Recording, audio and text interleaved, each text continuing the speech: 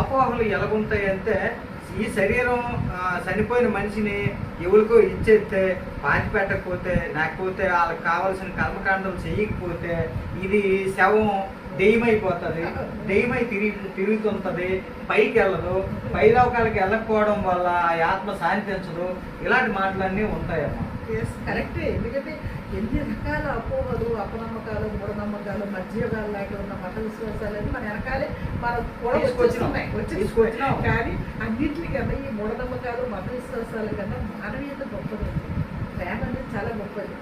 ఒక సాటి మనిషికి ఇంకో మనిషి మాత్రమే సహాయం చేయగలడు. ఆపదలు ఉన్నవాడికి మనం తప్ప ఇంకెవరు సహాయపడలేరు. ఇది అర్థమైందండి ప్రజలకి.